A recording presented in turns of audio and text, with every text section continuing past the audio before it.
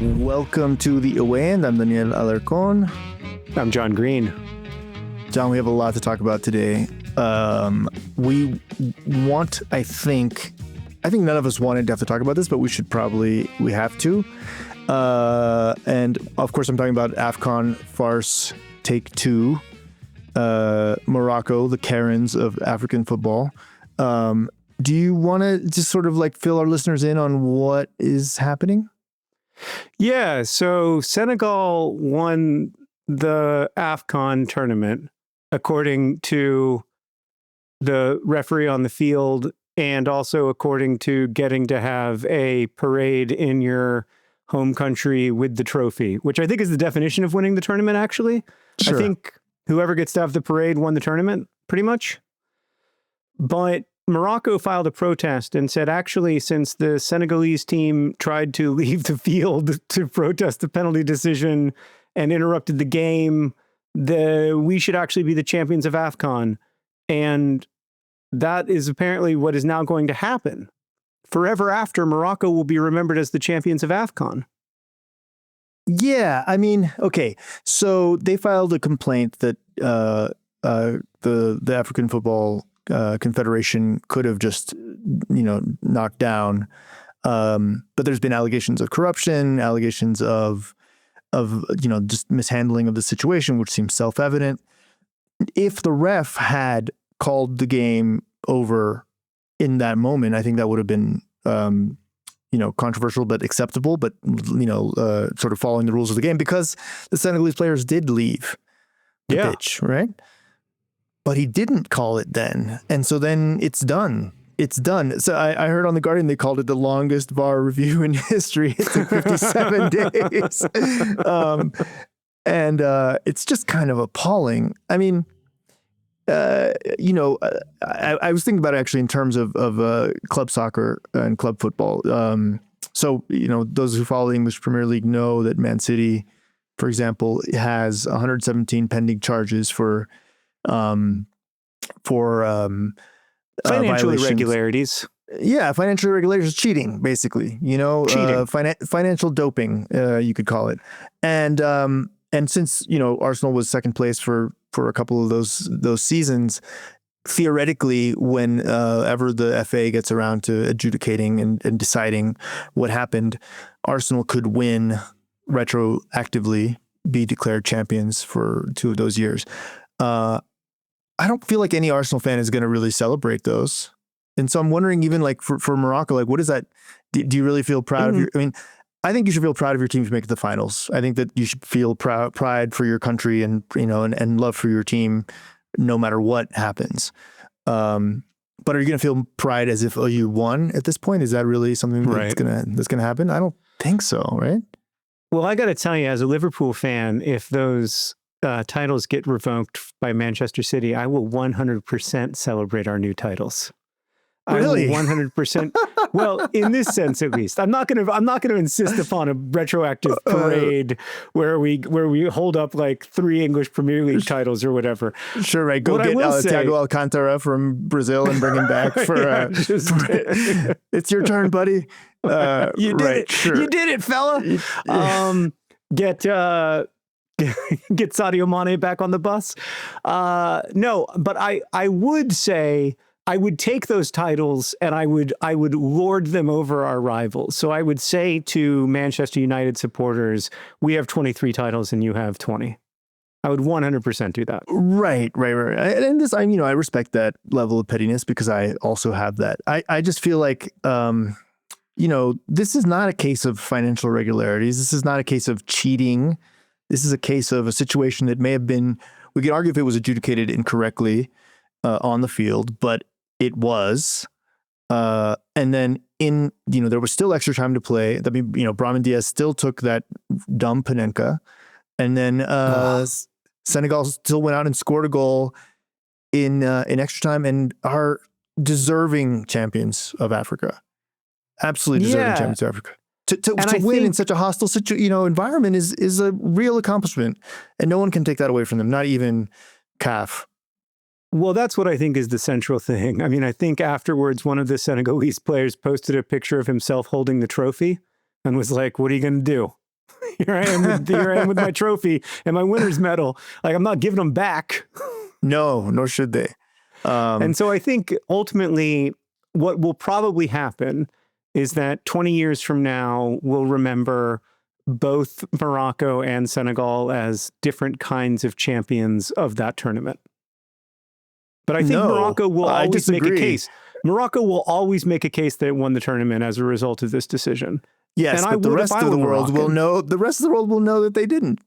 That's true. I think in 20 years we'll be like, oh, remember that time that Brahim Diaz tried to Panenka, and then went on to lose the AFCON final in their own country. Diaz is listening, by the way. This is a brutal listen for him. I know he's a fan of the pod, so maybe you should be a little kinder to him. Yes, well, I'm waiting for his email, in our inbox after this.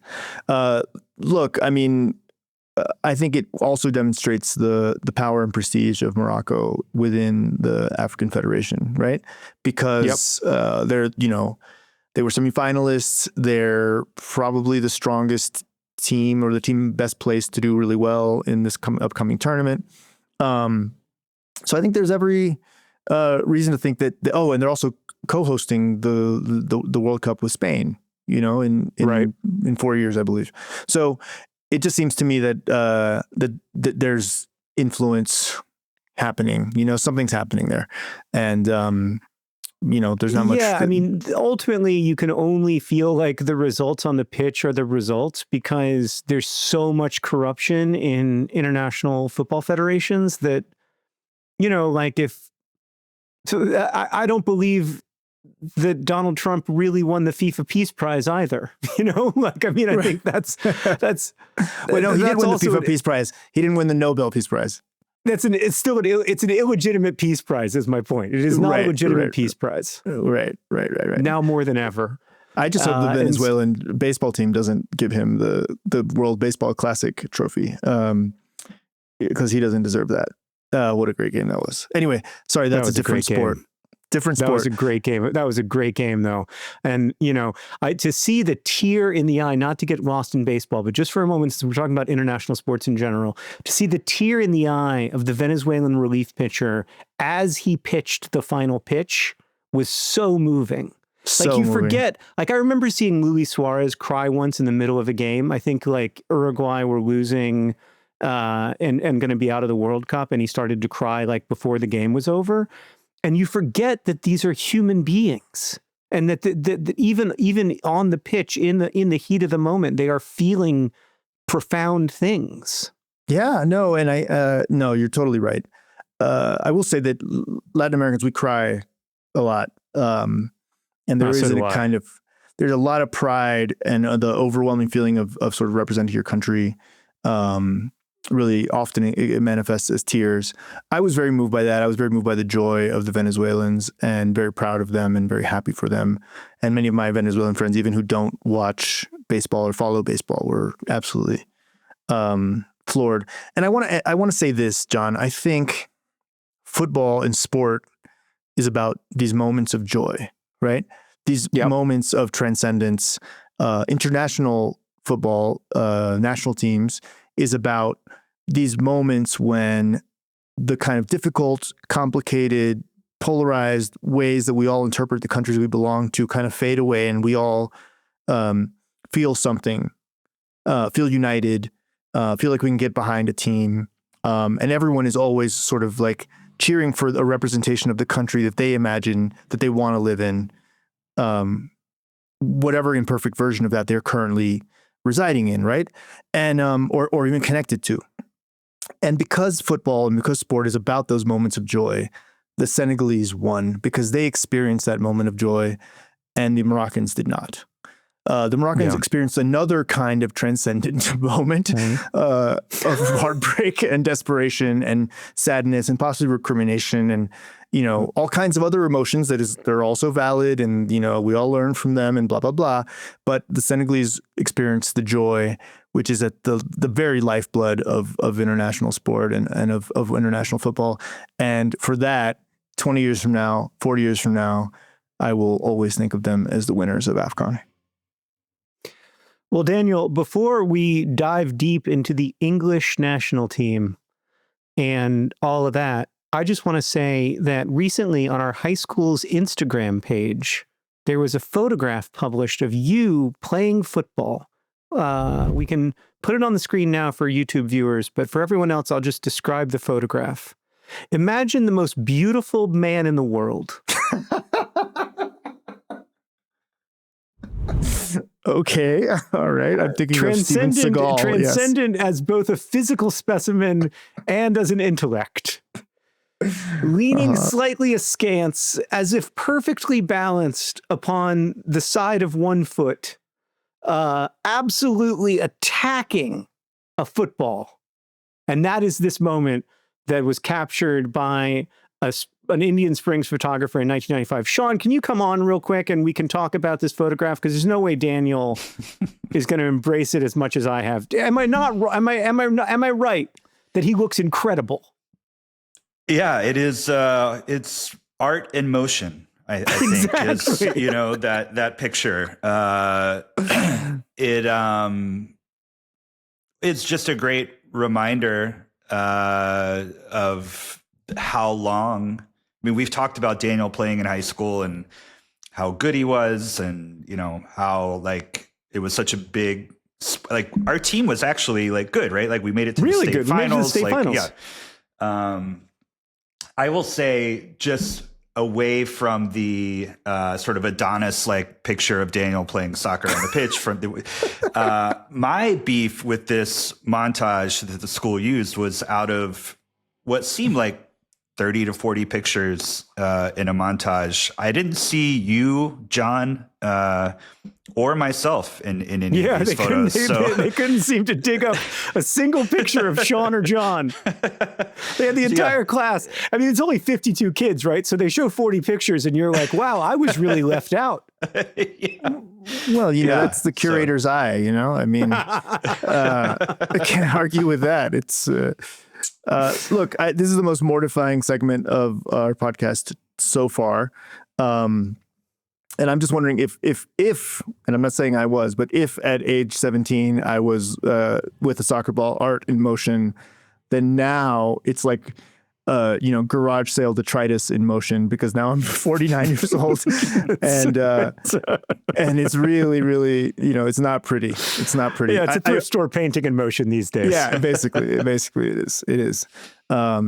Anyway, I appreciate that, pick me up that you guys just gave me. And maybe we'll come back after the break and talk about England. Yeah. Great.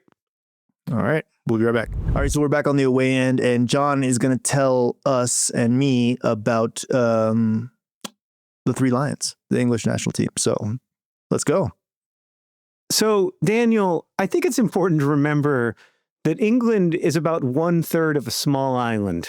We lose track of that sometimes because it's such an important nation in global history and has muscled its way into so many conversations and had an empire that stretched around the world or whatever. But it is also the home of football. It is where football came to be. And I think talking about the English national team, we need to go back to the beginning of this silly little sport that we love, because as the English are always happy to explain, it did get its start in England. And like sometimes I wonder why football exists at all, like why it came to exist, like why there are 11 players instead of 30, and why the offsides rule that baffles Sean exists, and all that stuff. Like, why have there been 247 Merseyside derbies instead of 86 or 617? We've been playing games with balls for like thousands of years, right? So like, why did the current sport we know as football come to be where and when it did? And I think the answer is, at least in part, coal. Coal, Daniel. Because coal, like the Industrial the Revolution... the fuel. Yeah. Yes, okay. The fuel, because that's what fueled the Industrial Revolution. And it was about a generation after the start of the Industrial Revolution that we start to see football happening. Now, the Industrial Revolution happened in England for a bunch of reasons, but one is that there was coal pretty close to the ground, which made it relatively easy to mine. And then there were coal-powered steam engines that were used to get water out of those mines so you could mine more coal more effectively, and the steam engines got more effective, and et cetera, until eventually we had lots of people moving to cities and blueberries in January and all the stuff that we have now as a result of the Industrial Revolution. We see a generation later, people start to standardize the rules of football. People start to play football as at least vaguely as we would recognize it today. And I really think that farmers were never going to invent that game. They were never going to be able to build out the structure and the rule books and everything else to standardize the game the way like work hours and so much else was standardized during the Industrial Revolution. But factory workers could do that standardization. And so I think that's part of why we see football emerge where and when we do, not because England is special, but because of coal. I think that's really fascinating. And there's lots that's been written about how the Industrial Revolution transformed like everything, and even like the invention of time and the invention of I mean, not time, because people sort of knew the morning, the afternoon, the evening, the next day. But minutes and became hours. a big deal. Yeah, that changes everything, and sort of settling at 90 minutes for a game, settling all these things. It's like it is sort of this kind of imposing order on a kind of play that maybe in a previous incarnation of human society is like a rural, agrarian society just doesn't make much sense. Like I feel like agrarian people play baseball, Yeah, or they played versions of football that didn't have all the same rules across all the same places, right? So you don't see the emergence of like international football. Interestingly, you don't see the emergence of international football till like 40 or 50 years after you first see standardization of football, because like it took a while to spread. The first international soccer game was actually played between England and Scotland. Now, I know some people might argue that is not in fact an international soccer game because those are not separate sovereign nations, but I am not one of those people because I am deeply afraid of the wrath of Scottish people. So I'm going to say that was the first international game of football.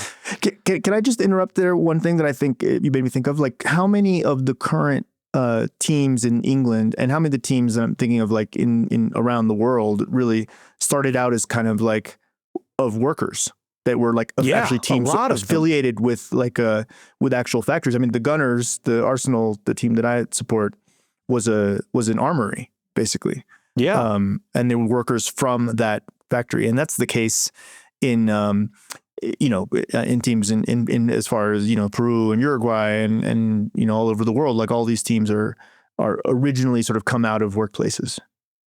Yeah. I think about the team, that I think has been playing since the 19th century called Met Police in England, which no longer comprises actual police officers, but is still called Met Police. They play like down in the 6th or 7th division, but there's all kinds of teams like that that emerged from workplaces or factories or kinds of factories, right? Like, and a lot of times these teams still identify with their local industries or with their, Grimsby Town and fish, for instance. Yeah, totally. Like in Peru, in Lima, there's a Cristal, which is the beer company. And, and so, yeah, I mean, I don't know. It's like who sponsors them also, but like there is sort of an identification with these, their sort of industrial roots. I remember that Jerzy Dudek, the great Liverpool goalkeeper, got his start playing for his Polish mines team. Like he was a miner in Poland. Both a child and a actual person who worked in mines at the same time, of course.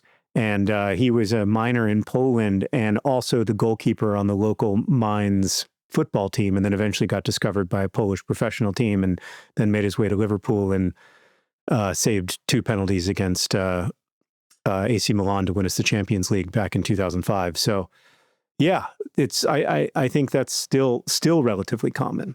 Yeah. So England is the home of football. They make a big deal out of that. they've also won the World Cup. They won it once in 1966. That team is still lauded in English soccer songs, and every time one of them dies, it's like a national holiday. It's a huge deal, that 1966 football team. And look, only 8 nations have ever won the World Cup, right? So obviously England is a very successful footballing nation, especially given its size. It's a relatively small country, both geographically, and it doesn't have that many people, you know. And yet, I think that you could argue that England has underachieved on the international stage. They've never won a tournament other than the 1966 World Cup. They made it to the finals of or a major tournament. They made it to the finals of the European tournament in both 2020 and 2024, but lost both those finals. They finished 4th, I think, in 2014, was it? And then bombed out or 2018, and then bombed out in 2022 in the quarterfinals. So they have struggled, even though I think right now they have a golden age. I mean, since that 2020 tournament, they've really had a golden age of players. Like, the current England squad is so good that the starting midfielder, the starting fullback for probably the best club team in the world, as much as it pains me to admit it, Real Madrid, their starting fullback, Trent Alexander-Arnold, isn't even on the team for England. He can't even make the bench. Now, we can debate why that is, but it speaks to the depth that England have as a national football team. They have arguably the best striker in the world, at least this year, in Harry Kane. They have a midfield that includes Declan Rice, who I know is near and dear to your heart and who is a great player. They have amazing defensive players. They have a goalie with exceptionally short arms who nonetheless manages to save the vast majority of shots that come his way, in Jordan Pickford. So they've got the players. They have the players to win the World Cup. What I question is whether they have the ability to win the World Cup. And I don't mean on the pitch, I mean off the pitch, whether they have the psychological ability, whether they have the coaching, whether they actually can do it. Like, this golden generation, to borrow a phrase from the English, has won fuck all, right? And I mean, I look at their bracket this year, at least according to my bracket, they're probably going to face Germany or Brazil in the quarterfinals. And that's going to be pretty challenging. I mean, there's that great Gary Lineker quote. I don't know if you've ever heard this. This is one of my favorite football quotes of all time.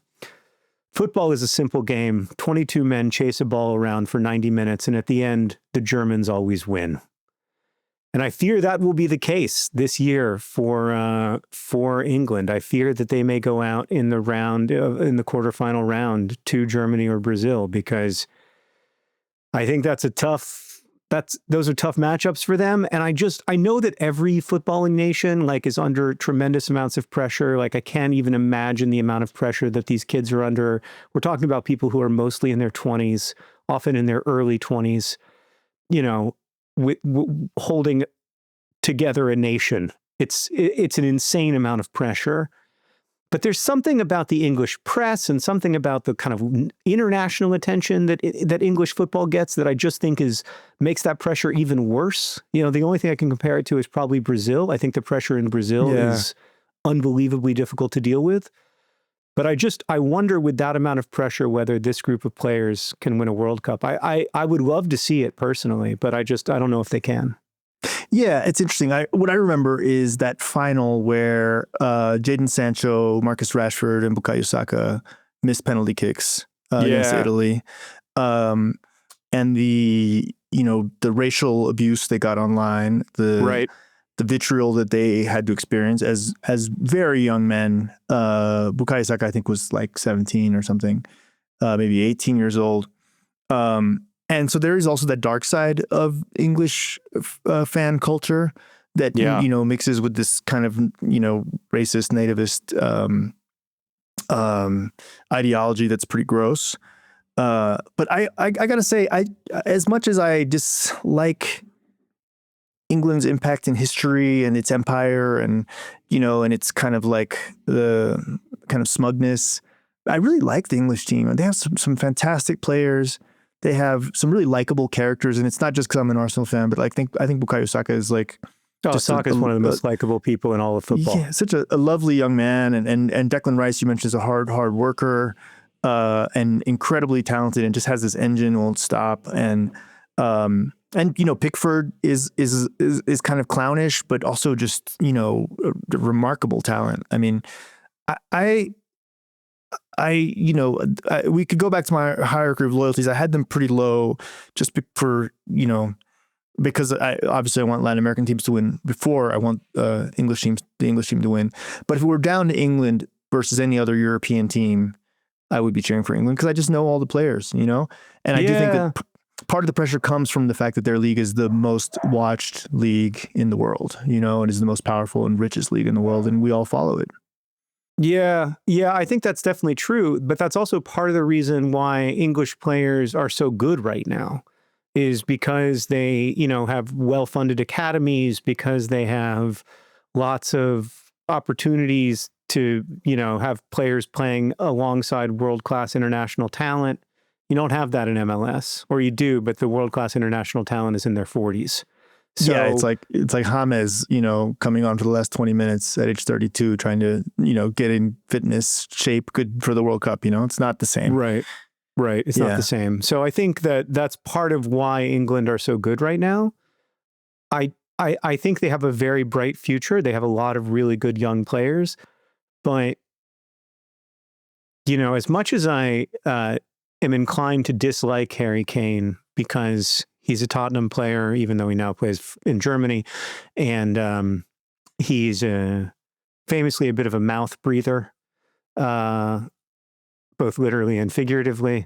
I know how much it would mean to him to win a World Cup. I know how much it would mean to Jordan Pickford. And of course it would mean everything to every one of those players. But you, to your point, I know the England players. I feel I've seen them in interviews. Yeah. They speak the language that I speak.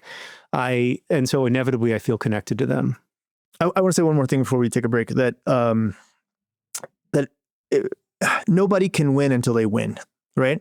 There's always, Spain had never won and then they won, and now, and then, France had never won and then they won another, and it's like, I think of it now in terms of my club team, Arsenal, they haven't won in 22 years. And when they do it, I feel like the something breaks, and then the mentality changes, and then you can win. And, there's so much talent on the English team. I feel like one of these days they're going to win. And when they do, then all this losing and all this coming up short and all this fuck all that you've mentioned kind of fades away. And you're like, oh, remember that back then when we thought we couldn't win, we actually can, Right. That's very true. And one of the things that people say about England, to your point about the penalty shootout with Saka and Rashford, is that they are choke artists somehow. But actually, they've won one of their 4 penalty shootouts in World Cups and 4 of their 11 penalty shootouts in tournaments overall. Like, that's just not a big enough sample size to have any data, really. If one penalty kick had gone differently in one of those penalty shootouts, they would have won half of their penalty shootouts, and then nobody would have that narrative. So I agree with you. I think the narrative that you can't win is only true until you win. I remember, not to make this about me, but I remember I was a bowler. I got dumped in college. I mean, I got dumped repeatedly, but I got dumped once in college, devastatingly. And I took up bowling after that. I went and bowled every day by myself or with my friend Levin. And I could never break 200 until I did break 200. And then it was easy to break 200. Yeah. That's the thing. Once you do it, you can't not do it. Similarly here in Bogota, there's this hill, this mountain called Patios, is basically like the top of the mountain. And I wanted to bike to the top because I see like old guys biking to the top. And I couldn't do it. And then I just kept at it, and then I did it. And now I can do it, just happens. Yeah. All right. It happened for Arsenal. I hope so. Although by the time we hear this, because it's going to be, well, actually, Never mind. There'll be Let's cut plenty that left card. in the season. Yeah, yeah. All right, let's take a quick break, and I'll be back with a story and some mail. We'll be right back. Okay, so we're back on the away end. John, I have a story for you, and this one starts when my first book was published in 2005, a story collection called War by Candlelight. Great book. Thank you. I was lucky enough to have it translated and published in lots of different places, including Peru, where I'm from. And so for this very brief moment, I was kind of well known in Lima. And as a consequence, I got invited to lots of places to do readings and whatnot.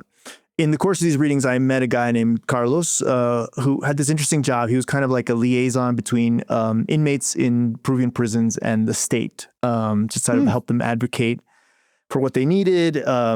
He built and kind of organized and funded, or fundraised to create lots of like workshops where they teach them skills and whatnot. Anyway, so for his job, he traveled all over the country and went to all the different prisons. And as a result, he knew a lot of people that I was interested in getting to know. And the reason is that my book had a lot to do with politics, and specifically with the armed conflict in Peru in the 1980s. And he thought, and I agreed, that it would be a good idea to meet some of the protagonists of that conflict, many of whom were in prison, and like maybe just fact check my stories with them or sort of get their testimonies. And since I was working on a novel that was kind of also based on that period, I thought this was just a fantastic idea. Now, I went to one of the prisons and I went to another one, and I just became kind of fascinated by this place and obsessed with the different correctional institutions of Peru, mostly because they were just like this world apart from everything. And one thing you should know, in Peruvian prisons, like the police, they basically can control who gets in and gets out, but they don't really control anything else that goes on in the prison. In one of the prisons I visited, Lurigancho, like the police actually couldn't go into the blocks themselves. Like they weren't allowed by the inmates. So it was this kind of like really alternate universe. And I was totally fascinated by it. I met with lots of former guerrillas, some of whom had known my uncle Javier, who disappeared in 1989. And that was a loss that was like really formative for me. And in some ways like shaped my kind of adolescent brain and identity and made me want to be a writer and a journalist. I met people who had suffered tremendous losses and had learned to appreciate them for the lessons they'd learned. I met people who'd done some really awful things and worked their whole lives to try to understand why. And so basically every chance I got, I'd go to either to one of two prisons, either Lurigancho, which is the largest prison in Peru, which really looked like something out of Dante when I first started visiting, or another nearby institution, which by comparison was almost provincial and relaxed, a place called Castro. And in Castro, I met another guy, a young man named Manchitas. I don't actually know his real name. Mancha is a kind of stain, and he'd earned this nickname because he had this kind of light brown, wavy hair, but he had a little wisp of gray at the top, almost like Leo Trossard, like just like that. Mm-hmm. And he'd had that since he was a boy, so everyone called him Manchitas. He was from the jungle. He was about my age. And what I liked about him was he was so zen about the prison sentence he was serving, which, if I recall correctly, he was just serving because he'd driven a truck that, it had cocaine in it, and wasn't like a big time gangster or anything. He was just kind of like, well, that was bad.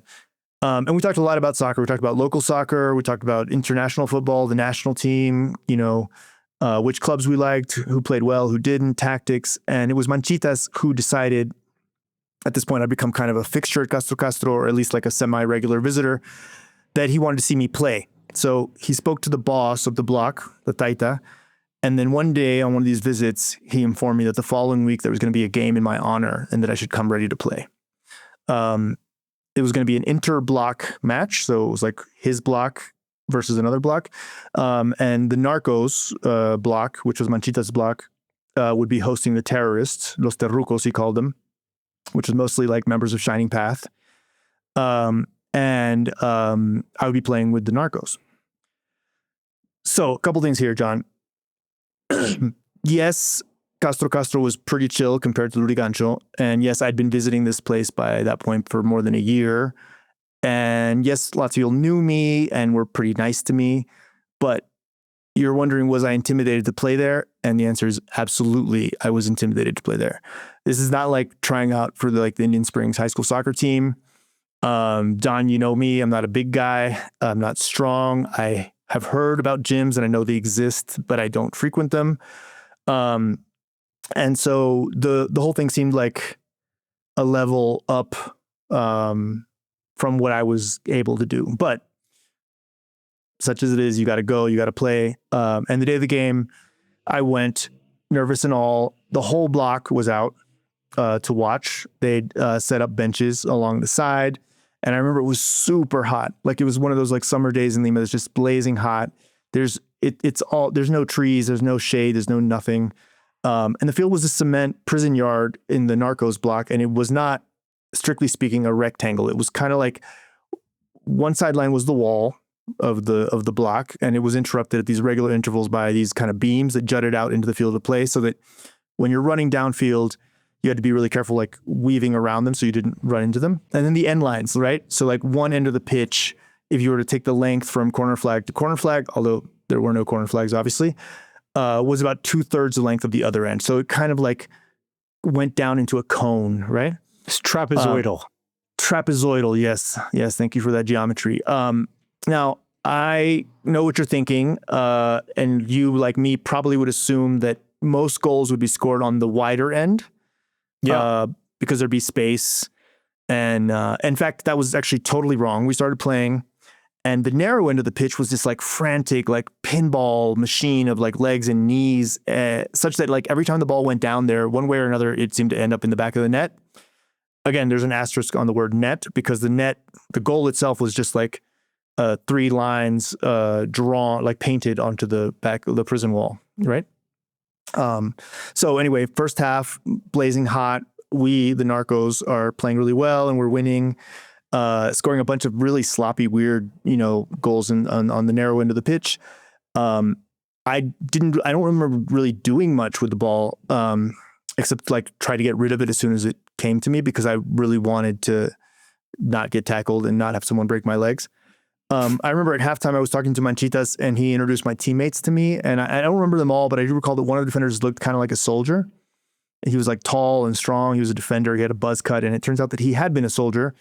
And he told me that he'd been a helicopter pilot in the Peruvian army, and then started using his flights over the jungle to move cocaine. And then now he found himself at Castro playing a game of soccer with me as his teammate. And he told me all this without really smiling. We switched sides at the half, and we survived the real onslaught. They played with a lot of passion, the Terrucos.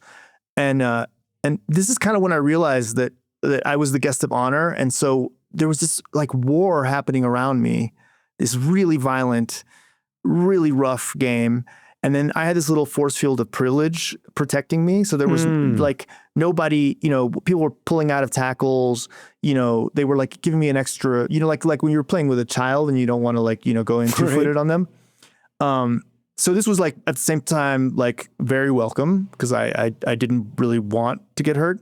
And also like a little bit condescending, like come on, And so I had this kind of like real push-pull between like self-preservation and like, kind of like this, the little tiny inklings of macho-ness of like, come on, I can handle this. It's not clear that I actually could have handled it. But anyway, the game's winding down and we're winning comfortably. And despite the terrorists' best efforts, they can't seem to get close to us. And I noticed this thing. The ref, who was also an inmate, is about to blow his whistle because it was full time, right? And Manchitas and the Taita like ran over him. We're like, no. And at that point, I realized that the game was not going to be over until I scored. Oh, of course, because it was in your honor. It was in my honor. And of course, at the moment that I realized this, I proceeded to miss one sitter after another, like tap-ins that I just somehow put wide of the painted bar, It was so mortifying because at this point, there's 2 squads of players looking at me, the terrorists and the Narcos, and they're all like, dude, come on, I do want to say in my defense that it was very hot. I was very tired. And I think the stress and anxiety of playing in that environment, which is not my normal playing environment, was very much sort of like acting on my nerves. Anyway, when I finally scored, the ref looked over to Manchitas nodded, and then the whistle blew. This is the part I remember because I kind of remember like collapsing on the floor and looking straight up at the sky, and just being like dead. At some point I closed my eyes. When I opened them, Manchitas was pulling me up, and he said this thing to me that really sort of stuck with me. And he said, "You got to go tell the terrorists they played a good game. They really hate to lose." And what a 2-sentence couplet that is. Yeah. I mean, because if you understand anything about Peruvian politics, like they'd lost it all. Yeah. You know, they'd lost this, stupid, maniacal, homicidal war that had started. They'd lost whatever shred of public support they might have had in any sort of reaches of the Peruvian territory.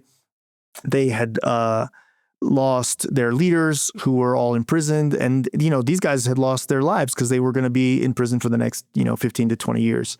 And I went over and shook all their hands in the same way that, the same ritual that kids all over the world enact after each game where they're like, good game, good game. Or you notice now kids go GG, GG, GG. Yeah. They don't even say the whole thing. Yeah. So I did my version of GG, GG, GG with the members of the Shining Path who happened to be good at soccer. And that was one of the most memorable games I've ever played. And probably one of the worst games I've ever played also. But just to end, I want to say, because Manchitas was such a kind young man, he's, like I said, he's about our age now. He's out of prison. He's living back in his hometown.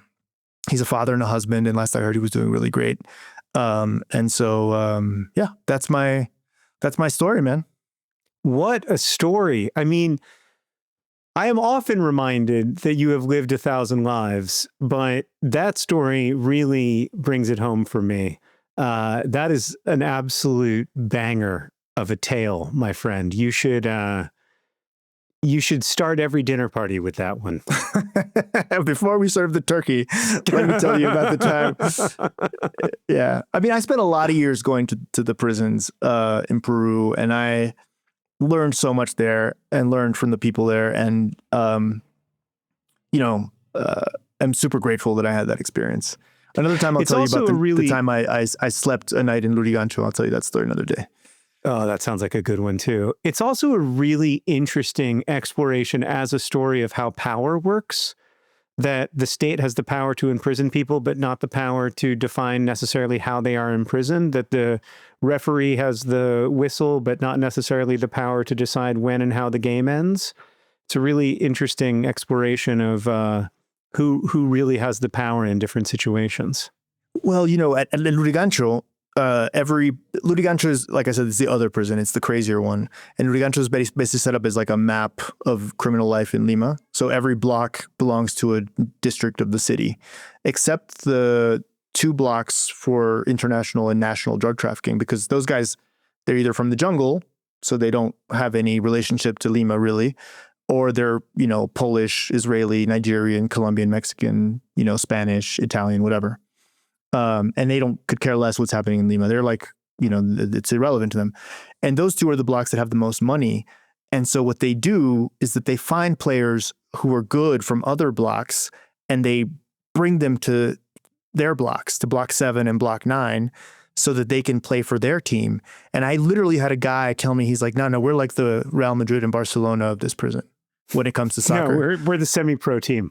Yeah, because we have, the transfer market after each tournament is like, ooh, who played well on block 18? Come live with us. And they give them like a cell and a bed and food. And then that player plays for them. Wow. It was crazy. Wow. Totally crazy. That is wild. All right. Let's get to some of our mail, which will feel a little disappointing after that incredible story. But we want to begin with this email from John, who writes, "Dear John and Daniel, I've only gotten into Premier League fandom in the last couple of years, and I'm wondering how you have handled this situation. I'm a Chelsea fan, and in the first leg of our Champions League round with PSG, we lost 5-2. Then we came home and lost 1-0 to Newcastle. And I'm listening currently to the second leg of the Champions League on my phone, and PSG just scored a second goal in the first 14 minutes. Should I smash my phone, tear off the Chelsea jersey my son got me for Christmas and rip it to shreds, swear loudly, or all of the above? Best, John in Ann Arbor. John, I recommend that you take the Daniel Alarcón approach to this issue, which is that you somehow enjoy the joy of soccer without not feeling too much of the pain of soccer. I have a chat with some friends. They're parents of my son's friends in New York, and we're all Arsenal fans.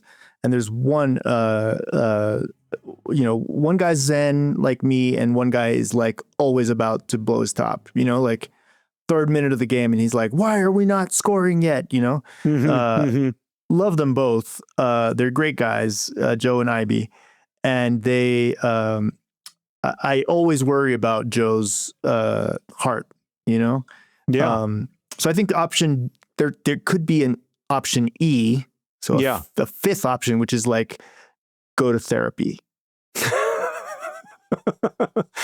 I decided a few years ago, and this has worked surprisingly well for me, to just be less invested in losing than I am in winning, to just enjoy winning more than I don't enjoy losing. There you go. Instead of hating losing, I love winning. And I have found this to be not just helpful for my football fandom, but kind of helpful in real life.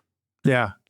I did realize at a certain point, if Arsenal lost like on a Saturday morning, like it would take me to like noon or like 2 in the afternoon to recover. And that wasn't really fair to my kids, my wife, my life in general. So, John, in Ann Arbor, good luck surviving the rest of Chelsea's season, and I'm sure you're going to be okay. I got another question for you. This one I think you'll like. Dear John, Daniel, and Sean, I'm interested if you think the Champions League success of Bodo Glimt might have implications for the Norwegian World Cup run. Huh. Wow. So Bodo Glimt is this relatively small team from Norway that unfortunately just got kicked out of the Champions League. They went into their second game with a 3-0 lead and lost 5-0. And so on aggregate, it was 5-3, and they got knocked out of the Champions League. But they still had a great run. And I think a number of the Norwegian players play at Bodo Glimt. And I've always felt like if you have that club team chemistry and you can bring it to the national team, it helps, especially if you have Erling Haaland as your new striker. Yeah. I think the Bodo Glimt story was one that I think that if you love sport in its purest form, you had to support them. You had to be happy for them.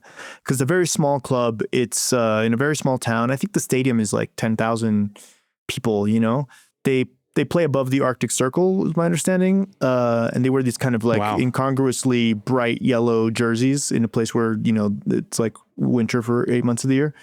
There is no color. They play on a plastic pitch. And they played some really great counterattacking football. I think Norway is going to do well. I mean, I think it does depend a little bit on the form of Erling Haaland and the fitness of Martin Odegaard.